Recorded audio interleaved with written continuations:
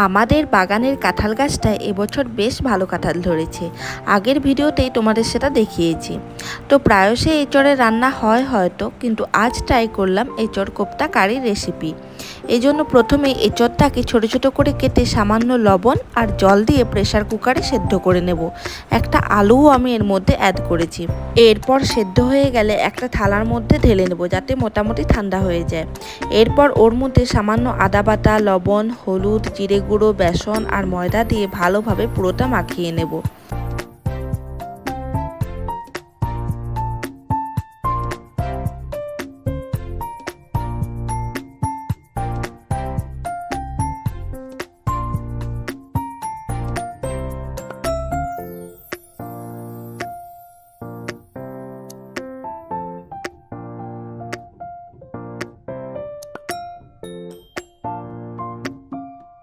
এরপর পুরোটা ভালোভাবে মিশিয়ে মাখানোর পর ওর থেকে অল্প অল্প করে নিয়ে ছোট ছোট গোল বলের মতো করে নেব।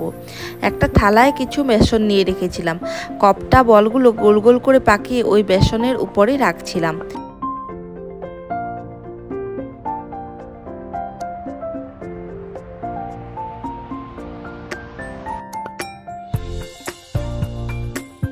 এরপর সমস্ত গোল গোল করে বানানো হয়ে গেলে সেগুলো বেসনে দিয়ে ভালোভাবে মাখিয়ে নেব প্রত্যেক কটা। এরপর একটা কড়াইতে তেল নিয়ে ভালোভাবে ওগুলো ফ্রাই করে নেব। হালকা ফ্লেমে ধীরে ধীরে ফ্রাই করতে থাকবো, যাতে ভালোভাবে রান্না হয় কিন্তু পুড়ে না যায়।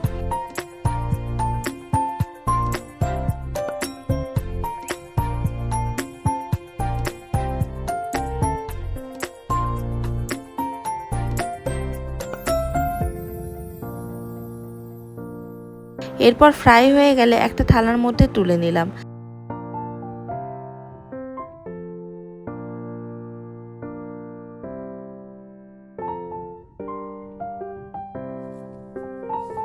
দেখতেই পাচ্ছ বেশ ভালো করে কিন্তু ভেতরটা সেদ্ধ হয়ে গেছে। কোপ্তা বলগুলো কিন্তু রেডি। এরপর কারি বানানোর জন্য প্রথমেই কড়াইতে তেল নিয়ে ওর মধ্যে 2 টুকরো দারচিনি দিয়ে তাতে পেঁয়াজ কুচিগুলো দিয়ে দিলাম। অল্প আঁচে ফ্রাই করতে থাকবো। একটু পরেই এক এক করে অ্যাড করে দেব আদা বাটা আর টমেটো লঙ্কার বাটা। টমেটো আর কাঁচা লঙ্কা আমি মিক্সিং জারে পেস্ট করে রেখেছিলাম। এরপর এক এক করে অ্যাড করে দেব হলুদ গুঁড়ো, জিরে গুঁড়ো, পরিমাণ মতো লবণ। এরপর ভালোভাবে কষতে থাকবো।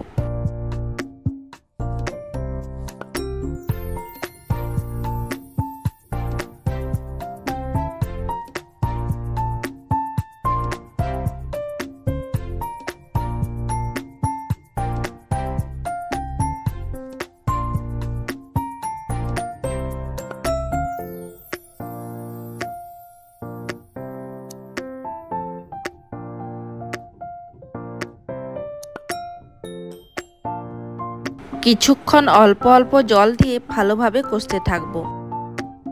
মশলা ভালোভাবে কষানো হয়ে গেলে তারপর ওর মধ্যে অ্যাড করে দেব জল। কীরকম গ্রেভি তোমরা রাখবে সেটার উপরই জলের পরিমাণ ডিপেন্ড করবে। আমি খানিকটা জল দিয়ে ভালোভাবে ফুটিয়ে বেশ অল্প গ্রেভি দিয়ে এটা বানিয়েছিলাম।